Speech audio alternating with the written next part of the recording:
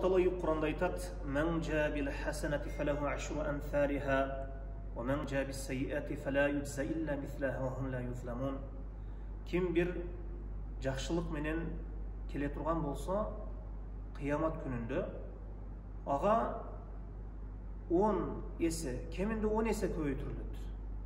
Ал эми ким бир жамандык менен келе турган болса, ошол жамандыгына жараша, жамандыгынын барабарынча жаза берилет дейт. Эч кимге кыямат күнү себепсиз эч кимге бир зулум кылынбайт.